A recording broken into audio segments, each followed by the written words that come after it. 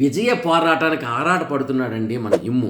ఏంటంటే ఇమ్ము నెంబర్ 1 అవుతాడనేది మనం 10వ వారం వరకు మనందరం అనుకున్నాం. ఎందుకంటే మొట్టమొదట కిరీటం దక్కించుకున్నాడు, మొట్టమొదట తను ఒక పౌరాస్త్ర దక్కించుకున్నాడు, తను గోల్డ్ స్టార్ దక్కించుకున్నాడు, మొట్టమొదట తన కెప్టెన్షిప్ బాగా చేశాడు, నెక్స్ట్ పోరాటం బాగా చేశాడు, అందరితోనే సఖ్యత బాగుంది, బాండింగ్ లో కూడా అందరికీ బాండింగ్ అని పేరు వచ్చింది. కానీ తన తల్లి కొడుకు బాండింగ్ పెట్టుకున్నాడు కదా, ఆ బాండింగ్ ఎంతవరకు ఉండాలో అంతవరకు ఉంచుకున్నాడు ఆ బాండింగ్ ని. సో ఇన్ని రకాలుగా చేసి గెలిచిన ఈ వ్యక్తి ఇతనే నెంబర్ 1 అవుతాడు అనుకున్నాం కానీ బట్ ఇప్పుడు మాత్రం అతను నెంబర్ 1 కాదు కదా, నెంబర్ 2 పొజిషన్ లో కూడా లేకపోతున్నాడు పాపం.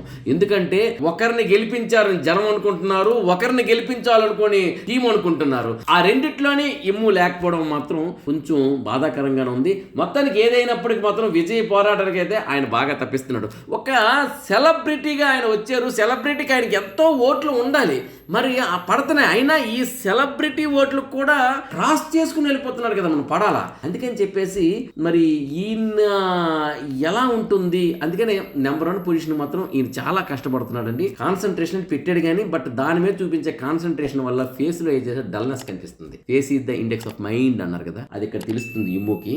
విజయ్ పోరాటానికి ఆరాటపడుతున్నాడు అది.